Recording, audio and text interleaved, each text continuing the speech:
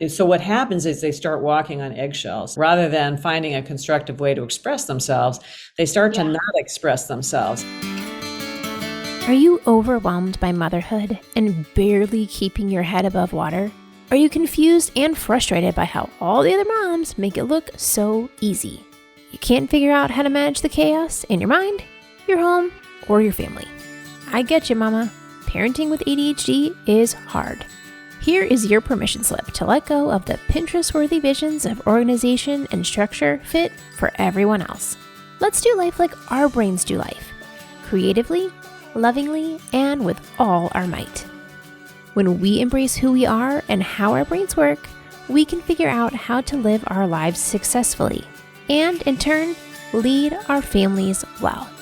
At the end of the day, we just want to be good moms. But, spoiler alert, you are already a great mom. ADHD does not mean you're doomed to be a hot mess, mama. You can rewrite your story from shame spiral to success story. And I'll be right here beside you to cheer you on. Welcome to Motherhood in ADHD. Hey there, Successful Mama. It's your friend Patricia Sung. Today we have Melissa Orlov with us. Now, Melissa has been on the ADHD scene for probably close to 20 years. She's written multiple books, and her specialty is working with couples impacted by ADHD. Today, the questions that I'm asking Melissa all come from you. They are all from a post that I made in our free Facebook group, which you are welcome to join. It's facebook.com/groups/motherhood and ADHD, or you can just, put that in the search box.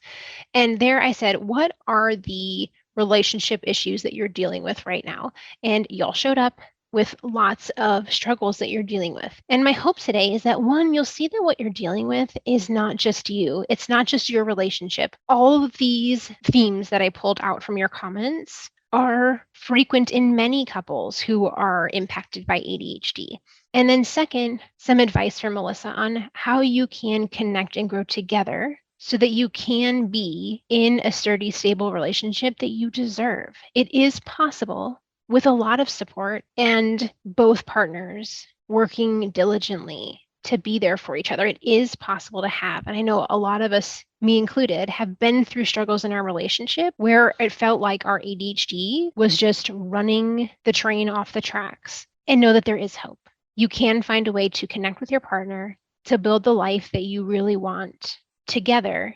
And I hope that Melissa's wisdom today gets that spark going to know that there is hope in your relationship, even though ADHD is in the mix. Let's welcome Melissa to the show. How are you doing today?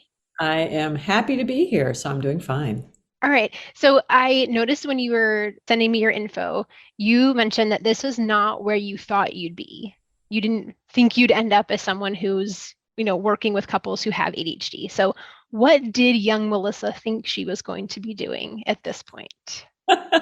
I'm not completely sure, but where I started out actually was in marketing, Okay. advertising. So I had a completely different career.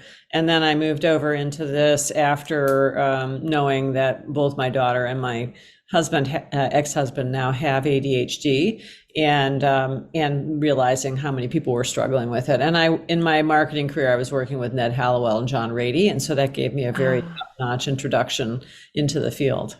Yeah, I don't know that it can get much better than that introduction into the field. Well, and what was amazing actually was that what I was doing for them was helping them market professional training seminars on the topic of adult ADHD. And they had one in particular that was a 22-week course for professionals, which was in essence everything there was to know about ADHD in 2005, which is when they were giving it.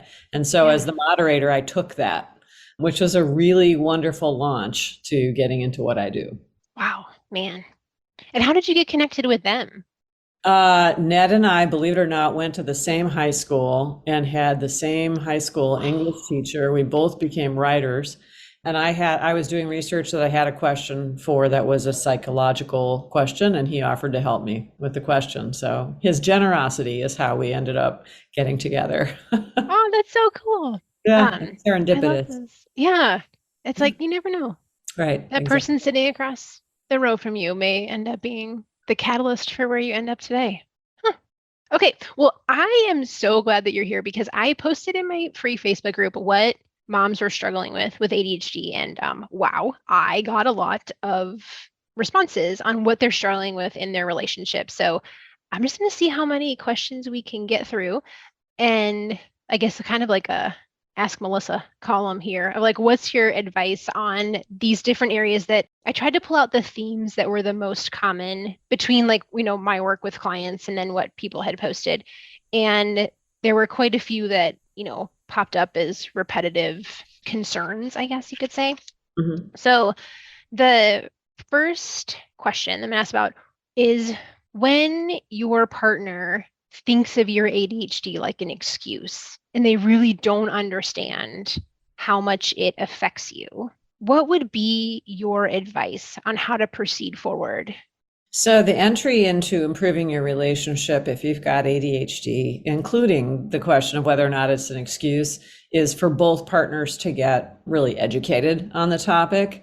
This is what I've dedicated my life to, quite frankly. But it really helps if an expert says something like ADHD is part of the physiology of the brain and the neurology of the brain, and it isn't an excuse. It is the way this brain works and the way that the couple will make improvements if both people understand that and then start figuring out what their strategies are, given that that's how that brain works. So I, not to plug my own programs, but I have a seminar where I teach couples this very thing. So if you can get your partner to come to that seminar, that will go a long way towards helping that partner understand that it's not personal and it's not an excuse.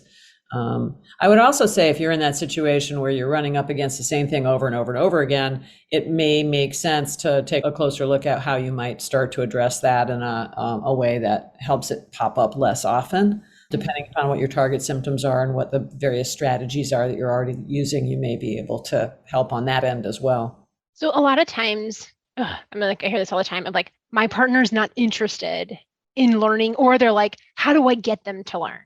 Yeah. And some of that is a frustration, right? The being on the other side, particularly if you have a non-ADHD partner, and what you see is repetitive mistakes, which don't make sense to that non-ADHD partner because they wouldn't make those same mistakes. The mistakes are about distractibility or impulsivity or difficulty organizing. And those are things that partner doesn't share typically. Mm-hmm. And so it really is a mystery. Like they just don't get it. Wait, you're an adult. You're supposed to be able to do these things. What's going on? And the frustration builds. Again, really the approach to take is to get much better educated about ADHD. I mean, even therapists who don't know about ADHD misinterpret the symptoms. So it's not a huge surprise that your partners are misinterpreting the symptoms. And then they get more and more frustrated and just like, I don't want to deal with you anymore. You need to fix yourself. And that's a really bad place for a couple to be. You need professional assistance or seminars or books or something. So, I forgot to say that question was from Melanie. So sorry, Melanie. Shout out to Melanie. When the partner's feeling resistant to reading books or listening to podcasts or going to a seminar, have you found any strategies that do work for the ADHD partner to share about their symptoms? Because like when I have all these, the questions here, like specifically they mentioned, like Jesse mentioned, like the decision fatigue of how like every decision is a lot of work. So getting to the end, it's like, I'm really tired by the time I get to the end of that discussion. Or Moni mentioned like verbal processing, how she just wants to be able to talk it out. And a lot of times the partner's like, chop, like, let me just help you find the answer, when really the whole goal for the ADHDer is I just want to talk to get there, not actually get a response. And so these kind of like things that we do that annoy our partners, have you found any ways to explain them that doesn't feel, and again, I'm putting my own color on, it doesn't feel like you're trying to force your partner into learning, but yet still sharing your experience? Yeah, I mean, I don't think that it's a bad idea in this case to get that. I mean, you don't force anybody to do anything ever. True. So you're not in that situation, but a request, look, this is really important for me. I mean, I think it depends on what you're trying to do. So if you have a sympathetic partner, or at least a partner who's not just frustrated and shutting you down at every turn, then you can say, hey, look, I'd like to share with you how my brain works and what it feels like. I mean, people describe the ADHD brain as, 50 TVs all on simultaneously, or the Library of Congress with no card catalog in it, or the race car brain with the bicycle brakes, or, I mean, it's so different from the non-ADHD brain that I think that's very helpful. That still, without the broader context, may or may not get what the person is trying to get done. The verbal processing versus the efficient sort of solutions-based thing is actually also gender-based. A lot of women like to verbally process out loud, and a lot of men like to be problem solvers. And one of the approaches for that is to say, wait, hold on, there's a gender thing going on here. I would like to verbally process, and even warning your partner, hey, I need to talk through this out loud with you, but please do not solve the problem for me. I don't want a solution. I want to feel as if you're listening. And then once you've listened, we can decide if there's a solution to discuss, but you can just overtly ask for what you want. That's as gender-based actually as it is ADHD, non-ADHD based.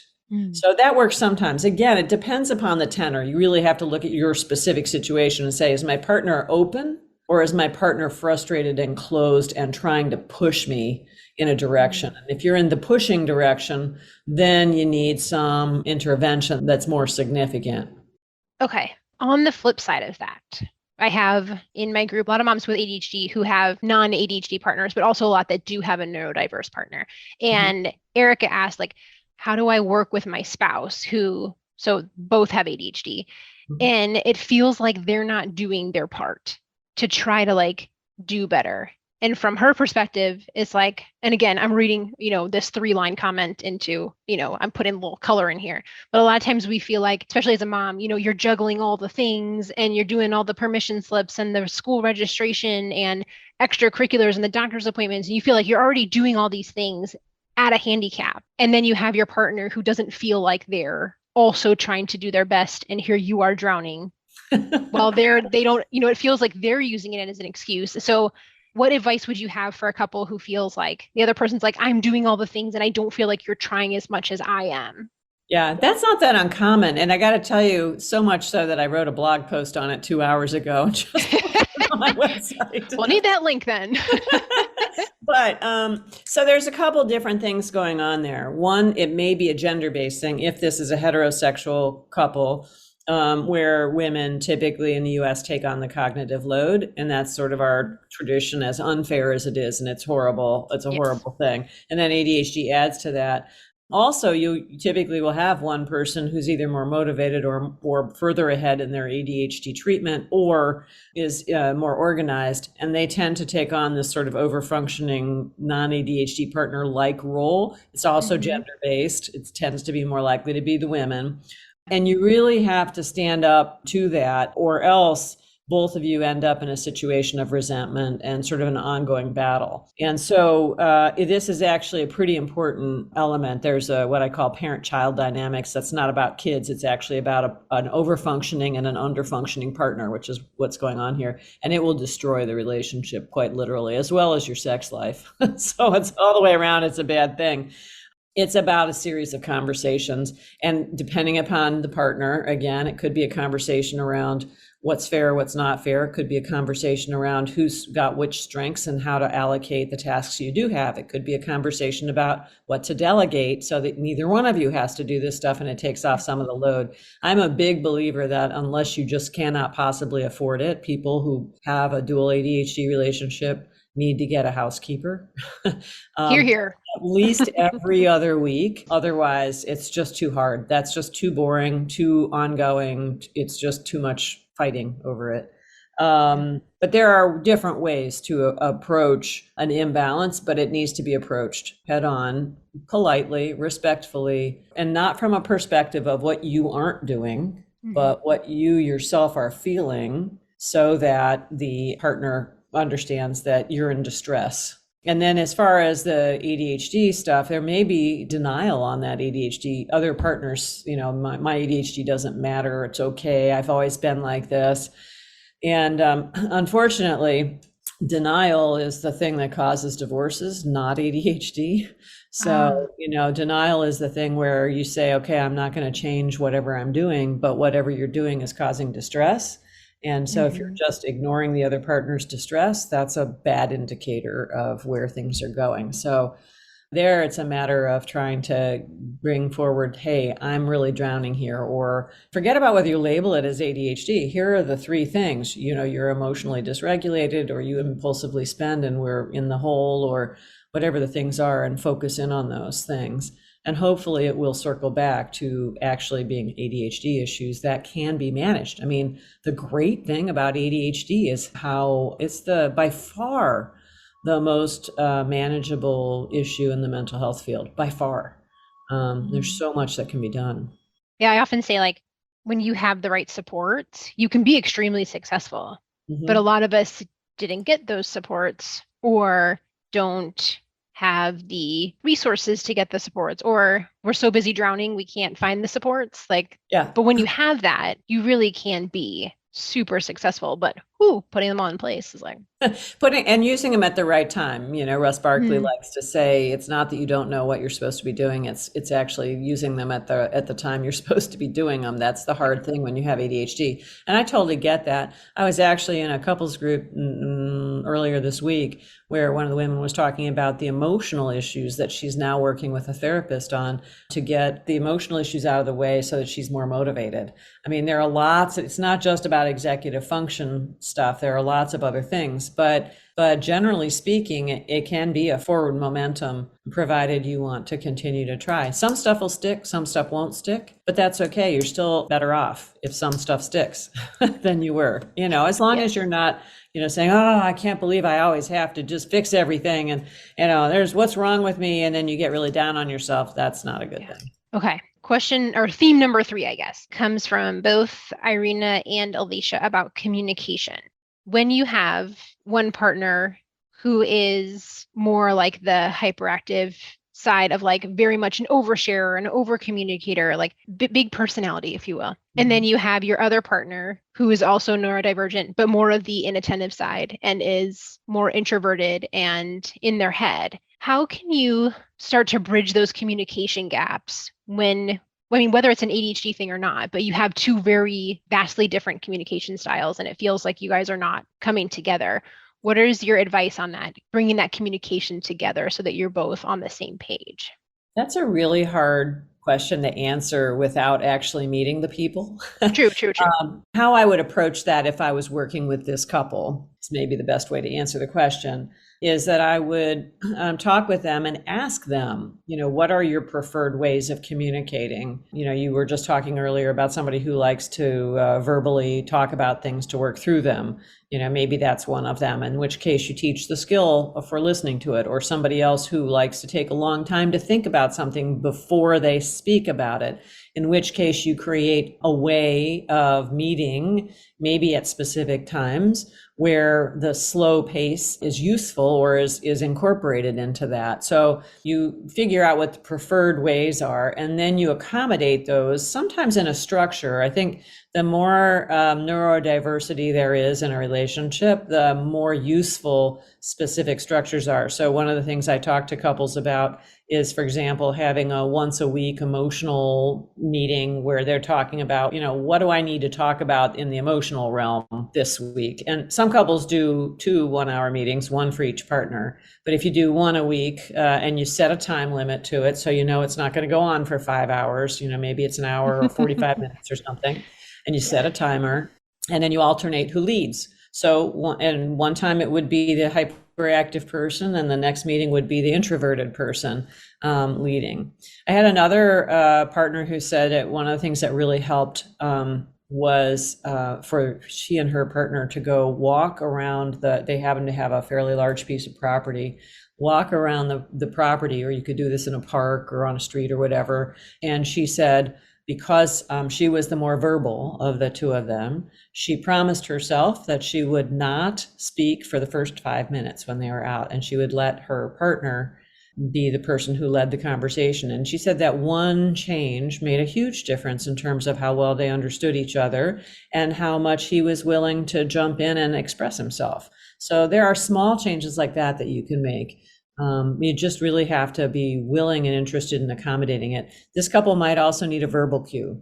that said, hey, hold on, I want to jump in, or can I take some time to think about it, or some of the things that are repetitive issues with their conversations. The thing that stood out to me there is that it's not only like you saying like, here's what I prefer, but also being aware of what the other person prefers. I think a lot of times we think we know what the other person wants, but we don't actually know what Yeah, the other they person don't. wants because we didn't ask. And we assume that people think the same way we do or want the same thing Mhm. we want. And typically that's not the case because they're a completely different person. There's no way actually that you can really know, no matter how well you know your partner, there's no way you can really know what's going on inside their head. So always ask your partner about what their preferences are or what their way of doing things are or whatever, so that it's inclusive and somebody doesn't get shut out. If you've got a really hyperactive, high energy person, they're likely to dominate until things get so bad that the introverted person can't stand it anymore. And then they jump in and go, wait. And at which point you're pretty far down the road and you really don't want to get there. What do you do when you're really struggling to calm down? When you're dysregulated and your brain is offline? When Medusa Mom is about to rear her ugly head and you don't want to yell at your kids again, but you also desperately need some time and space to yourself? Well, you're in luck, Mama, because I've got a free video resource waiting for you. I'm sharing my top 10 tips for what to do when you're losing your cool and you need a reset. Each of these things you can do in under a minute with no fancy prep, so that you can calm down enough to make a different choice than exploding like a volcano on everybody in the vicinity. Now, since it's a video, you can watch what I do for easier practice, and of course, there's audio plus captions to read it. I also have a little cheat sheet underneath of all the ideas, so you can grab that list, stick it in your phone somewhere, so that on the time where you're like totally freaking out, you can go to that list and quickly pick the idea that's going to help you calm down in that moment. Head over to patriciasung.com/calm, that's C-A-L-M, and download your free video on how you can keep your cool when you're overwhelmed. That's patriciasung.com/calm, because you can learn how to take care of yourself so that you can take care of your family. The next theme is Michelle mentioned that one of the hardest parts for her is when her ADHD affects the other person. And there's that, like the guilt and shame that come with knowing that you messed up. And so the example she had given was they were having a party and she had lost her ID, and then she couldn't buy beer for the party. So she had to ask her husband to do it once she got back, asked him to go do it because she didn't have her ID. And of course, he's obviously frustrated that she lost the ID again. And in these ways that these little things that seem so silly, like, oh, you lost the thing, it's not a big deal, we get another one. But when it's again and again and again and again, and it builds that frustration on the other partner's side, how do we overcome those things that start as little things and become a big battle because it feels like the other partner is only noticing all those mess ups and not all the ways that they're working hard to do well and be successful? Yeah, so it sounds to me as if the ADHD partner in this case is also noticing the mess ups and feeling that shame and guilt. And shame is a horrible emotion to engage with. So it's about the last one on the planet anybody wants to deal with. Yes. And so that's really tough. I think that the repetitive issues is the nature of an ADHD impacted relationship, which is one of the reasons why it's good to get educated about what ADHD really looks like. There is an underlying issue here, which your person doesn't talk about specifically, which is trust. So this person's talking about frustration, but actually there's also the underlying issue of, look, if somebody is repetitively losing things or not doing things or whatever, what that means is that a non-ADHD partner is constantly on alert. They're constantly rescuing that partner. They're constantly waiting to see what else is going to happen. They have to make backup plans. They have to respond at the last minute and go pick up the beer or whatever the thing is, totally throw out whatever they were actually doing. And so there's a reason why they get frustrated. I think that, so it's not just about the frustration or feeling bad, but it's about building a system that allows you to do better. And that might be a tracker that's attached to your wallet. It might be a special spaces where you put things. It might be, the partner's picking up the beer and you're not. Or, there are a whole bunch of different ways to go about it. I think that the thing that the non-ADHD partner needs to see is that you are making every possible effort to be as consistent as you can. And so there is overt stuff like you have a regular doctor's appointment, you have tried medications to see whether or not they work for you or whether you want to take them, which not everybody has to, but you have an exercise routine in place, you have sleep, if you have sleep issues, which many do, you're overtly and very aggressively trying to figure out what they are and how to address them, that you try to put a schedule into place that makes sense for you and the family, that you have an active reminder system, all the things that one does to manage ADHD. And at that point, that's really obvious. What that communicates to the other partner is, I may be just disorganized, or I may not always do this, but I'm working really hard because I care about what your experience is, and I care about you, and I care about this family. And they'll see that and they'll know it. Yeah. The place where it gets really hard is when you have somebody who feels sort of helpless versus their ADHD, where they're not taking all those, they're saying, I don't need to try a medication, or they don't regularly take their medication, they don't regularly see their doctor, they don't work on their sleep issues, they just say, yeah, it's okay if I only sleep 3 hours a night, which it definitely is not. I mean, that makes the ADHD a lot worse. And they don't have any kind of reminder system in place. I mean, every person with ADHD needs a reminder system and needs a calendar of some sort, a planning system, and something that they're actively involving their partner with, or that their partner can see. Sometimes it's a shared calendar or something like that. So I think that's where it's really not about, well, let me just convince my partner to ignore this stuff. It's actually about demonstrating to your partner that you care enough about it to manage the ADHD, because it has a huge impact on the other partner. And that, I hear it over and over and over again from non-ADHD partners. It's fine if my partner's ADHD is out there and part of it, as long as I know my partner's doing their best to manage it. But if they're not, it pisses me off. Yeah. I think from like a mom's perspective, it feels like that's a lot of things to keep up with. Mm-hmm. And it is. And knowing like where in those seasons are you doing the things that you can do? Like if you have a newborn, yes, you're not going to get 8 hours of sleep. No. But knowing like what are the things that you can do. So in every season, especially as a mom, because I mean, your kids are grown now, but the seasons are constantly changing as they grow from, babies to toddlers to school age and teens. So for us, the climate's always changing. I feel like that's us being flexible in those places of like, if sleep is not going to be the best because you have a baby, what are the things you are doing to take care of yourself? Not just to show your partner, but also for you. Right. Well, and the other thing is, nobody's getting sleep with a newborn. It doesn't matter whether it's ADHD or not. That's just the way of it. But I think also, one of the things that the sort of guilt and shame does sometimes is not have the conversation be overt. I want to do the best I can do right now. I'm not getting much sleep, which means my symptoms are worse. So let's talk about what I have time to focus on, what's most important in your eyes to make our relationship and our family as strong as possible, since I only have, I can barely get a shower in right at the moment. And what are we going to do? What's the backup plan? Do we need family to come in more? Do we need, if we have the funds, do we need a night nurse, for a while? What are we going to do to make it work as best we can? So as much as you can partner with your partner around it, again, that communicates, I'm thinking about you, I'm interested in you. It's, and yes, every new mom needs to take care of themselves at the point that they have a young baby in the household, because it's just tremendously stressful. So I don't think we spend enough time warning them what that's all going to be like. I think we put these like, oh, it'll all be great, and it's like, not so much. Yes. No, I said that so many times. I was like, why did nobody tell me this was going to be this hard? My daughter's trying to decide whether she wants to have kids right now, in part because she's worried about whether it'll really put so much strain on her and her partner that it'll be hurtful as well as amazing.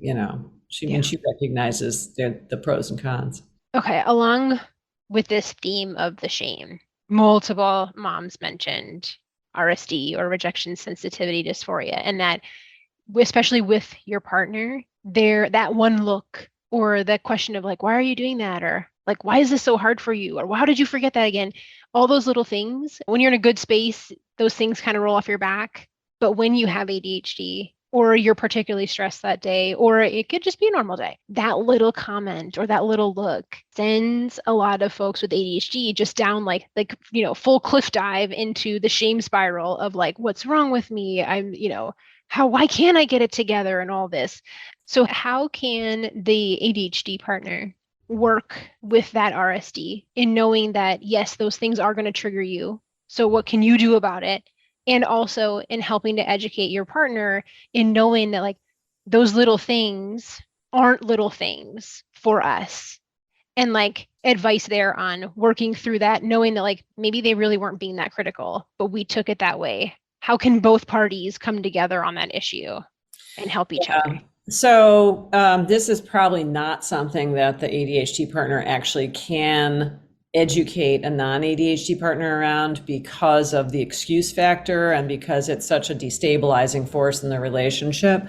So again, there are lots of articles actually out there about RSD now, as well as I have an entire session on emotional dysregulation in this seminar. So there are actually known ways to help manage RSD. So it's not so much in my mind about accepting that, yeah, you're going to go into this shame spiral, it's going to be horrible, but maybe about mitigating the extreme nature of those kinds of responses so that you don't actually have to feel them in the first place. If you're not nursing, one of the possibly effective ways to do it would be medicinally, and there are specific medications for that. Also, mindfulness training where you can just learn to create a pause rather than go instantaneously into that primitive part of your brain is another thing that can help. And exercise, which is a generalized mood stabilizer. There's also, depending upon your background, there's trauma therapy that can help mitigate some of those feelings of shame, whatever. I mean, so it's really a two-sided question because it's an interaction, right?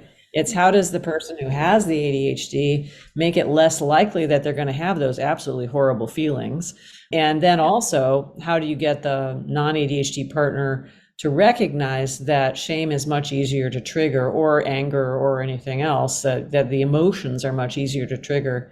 And again, that's an educational thing. What I find is most non-ADHD partners are perfectly willing to start thinking about how can I not trigger my partner. It's not pleasant for them either. Yeah, sure. They end up getting, really beat up lots of times, or their partner goes into a shame spiral and disappears or whatever. But it is very difficult to navigate for those non-ADHD partners. If you cannot, so what happens is they start walking on eggshells. They start, rather than finding a constructive way to express themselves, they start to not express themselves. And then you get a growth of resentment, anger, etc. That's also really bad for the relationship, which is why I'm saying it needs to come from both sides. A recognition that this is something to be addressed, and on the ADHD partner's side, a recognition that this is something that needs to be addressed, not just accommodated. On this similar... The joy of working with couples, by the way, you get two for the price of one. Oh, dear. I'll say my husband and I have been in a marriage counseling as well. And there's so many times I'm like, oh, God bless him. Our marriage counselor is like just a rock of stability in those sessions. I'm like, ooh, I don't know how he does that all day. I'm like, I can imagine I work with people one-on-one, and that's a lot. I can imagine trying to navigate the two. I'm like, whoo. Well, it helps, I'm very sympathetic to both sides. And I try really hard to say, here's what this person could do and what this person could do, because it's never really one person who is fixing a problem between two people. It doesn't work that way. I think you have to really look at what is each person's experience and what are each person's options for changing their own experience and their contribution. Yeah. And I think a lot of times the person with ADHD takes on that thought of it's all my fault and I need to fix it. And it's never a one-person job for a two-person relationship. No. And in fact, one of the powerful things about teaching people about parent-child dynamics, and also about what I call symptom response, where you have a symptom and then a response to the symptom and then a response to the response. That pattern is everywhere once you start to look for it, and different symptoms, but that pattern is that people start to recognize, oh, wait, this is a systems issue. This is not an individual issue. This is not about blaming one person or the other. And usually the blame goes both ways, right? I mean, it depends. Sometimes you've got somebody who just thinks that they're all of the problem and they also have the ADHD and whatever. But usually the ADHD partner is perfectly happy to say, if you'd just be nicer to me and less angry at me and less frustrated with me, everything would be fine, And the non-ADHD partners go, well, if you would just fix the ADHD, everything would be fine. And neither one of those statements is true. Yeah. I have 2 more topics on here. The next one is there were several moms who mentioned that having sex is a very overwhelming experience. So like all the sensory input that comes with it and then getting distracted, it's just not as pleasurable as one would hope. And obviously that creates a lot of struggle within a relationship. So what is your advice for couples there who are struggling with that intimacy, often derived from a sensory thing, and the ADHD symptoms with the distractibility and everything? Yeah, so I'm not an expert in sensory issues, actually. So I'm not probably the right person to ask about that. I mean, I see a ton of issues around sexual relationship. By the time people find me, they typically don't even have a sexual relationship for whatever reason. So probably my advice on that one would be either to find somebody who's an expert in sexual issues or somebody who's a psychiatrist or psychologist who knows about ADHD and sensory issues and can help that. I'm not the right person for that, unfortunately, because I like answering those questions. This is one I can't. Well, so if we take that part aside though, where couples are struggling with intimacy, do you have more like blanket advice? If we take out the specifics, is there anything that you see helps couples come together more? The intimacy issue often is based in that parent-child dynamic that I was talking about, where you have an over-functioning, demanding partner and an under-functioning person who's inconsistent enough that it leads to a lot of stress in the relationship. And, a parent and a child and a sexual thing is not at all sexy. So, that's it's not equal. So stabilizing and rebalancing the relationship so that you have equal partnership is actually your best way to get back to a more intimate partnership as well. So the sex life is really the canary in the mine. It's the thing that goes first when you have underlying structural issues in the relationship, or at least if it doesn't go and you're still having sex, it's not as much fun as it used to be. It feels more of a burden. I mean, one of the things I hear from non-ADHD partners, women in particular, my ADHD partner never pays attention to me because they're chronically distracted until they want sex, at which point they're, and that's just like another burden. I mean, you hear it from both sides in terms of what the issues are, and you're usually structural. So generally fixing up the relationship, the understanding, the correct interpretation, the warmth, the compassion, getting the parent-child dynamic under control so that the non-ADHD partner isn't pushing and guiding and all that, and the ADHD partner is managing their ADHD as best they can, helps. I wish I could say, go buy a certain kind of lingerie or something. Where's the easy button on this one? That would be so much easier. Yeah, but I think just knowing that, like you said, it's the canary in the coal mine, where when you can fix the connection and the relationship, that will greatly impact your connection and intimacy. So they go hand in hand. One of the problems is that if you haven't had sex for quite a while, and again, a lot of people who find me haven't had it for 3-5 years, I mean, a long time, then it becomes outsized in its importance and symbolism, right? And so there's a sort of easing into it things, going out for walks and holding hands, having candlelight dinners, the kinds of things you would do if you're dating that might help. But eventually, at some point, you just have to jump and say, okay, you know what, I'm going to try this. And it doesn't mean we're having sex forever in the rest of our life, but it's an experiment to see, can we do this? And, can we take it slowly and make sure there's enough ramp up without any kind of resentment. If you've got one partner who's really, really eager to have sex and the other one is not so eager, the eager one to have sex may jump into the first sexual thing and all engines roaring, and that may scare the other person off. So you have to be very conscious of the fact that this is a sort of an experiment, essentially. Yeah. Take it slowly. And I just think that's really good for moms to hear, especially as, when you have a baby, there's always a lull. And for a lot of folks, that lull extends longer than they had anticipated. But to know that you see this a lot, it's not uncommon. It's not like you're a weirdo because it's, you're not having sex with your partner. That this is a common issue that couples deal with, and Yeah. that you're not alone, and that there are supports available. Right. Well, and there are people who specifically help people with their sex lives that are in the Mhm. counseling profession. If it's around the issues of just having had a baby and not being able to have intercourse or not feeling comfortable with that or being too tired or whatever, you can still cuddle or hold hands or touch each other and not do the rest of all of that. And that's useful. And also, it's really important to invite that other partner into the parenting process. It's one of the things that is common, not in just the relationships I work with, but in general, that the mother-child bond is so strong and that the father feels left out. So the father is used to being, if, again, in a heterosexual relationship, but the father is used to being the center of the wife's attention, and then suddenly is not at all the center. And so there's a great sense of displacement on the birth of a child. It helps if the mom is aware of that and can reach out and include in the parenting thing in a positive way, but also in touching and holding and cuddling and falling asleep with the baby on the dad's chest and you're holding the dad or whatever it is. Yeah. All right. Last question comes from Louise. She said that her struggle is with like sensitivity and overthinking, and she just went through her second divorce. And so now she's scared to enter another relationship. They're like, is the cycle just going to repeat again? So Yeah. what would be your advice there for someone who's like, oh my goodness, I don't know if I can do this again?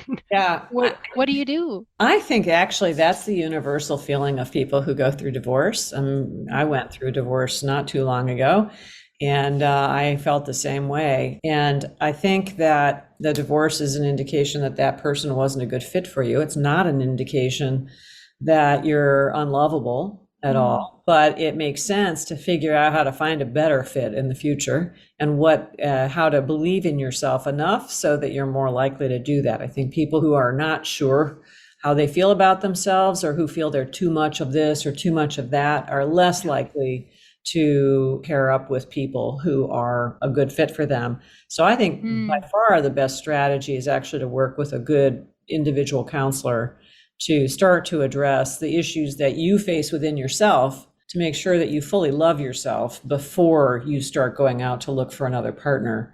And that should help a lot. There's a lot of self-compassion that can help when you are going through that process of recovering from a divorce. And it does not happen right away, for sure.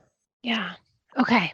Now, before we do our lightning round questions, how can the moms find you and work with you, and how do you help couples, and where would they go to find that? Every way that I can is the answer to that. So my website is ADHDmarriage.com. And I work with people who aren't married as well. So I'm building a consulting practice, actually. I have done in consulting myself, and now I don't have the time to do as many people as would like to work with me. So I'm building a team of experts that I really trust. So there is consulting for couples and for individuals, as well as some coaching. I run non-ADHD partner support groups to help those partners learn how to be calmer in their relationship and really understand what's going on. I give this couples seminar 3 times a year. It's 9 weeks by Zoom. It's very good. So for anybody who's interested in working with their partner to really get grounded in how to live in these relationships, that's a great resource. And I have books and I have a blog and I've got all sorts of stuff. I would warn people that there is also a forum. It tends to be a little bit of the Wild West, a lot of pain. So I leave it up because I think it's important to have the space available for people, but it is not as friendly a place as it could be, just because so many people are in pain and expressing that pain. So I would say, start with the resources that I provide, which are more balanced, and then go from there. And also you can contact me through the contact form. I don't promise to answer you within the same week, but I do try to get to all of the notes that are sent to me. So, well, thank you. I so appreciate you sharing, your story and how couples can move forward together so that it's not, just one person or the person doing all the work, but that there is support out there for couples to work together and grow back together. Lightning round questions. So all you have to do is just fill in the blank. You don't have to explain anything.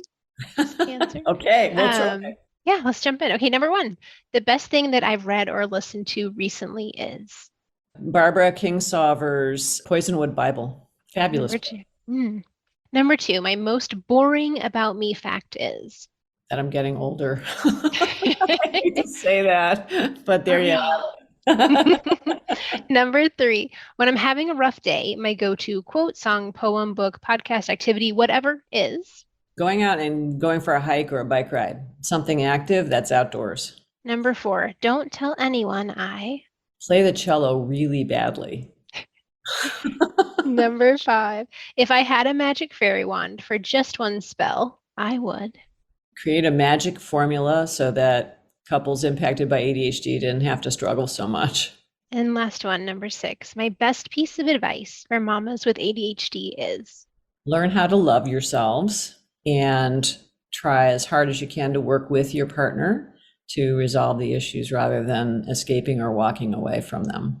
Thank you so much for being here. I really appreciate it. And thank you for being a beacon of hope for both sides of the partnership, no matter if the partner has ADHD or not, that there is hope that we can come together and resolve our relationships. Thank you.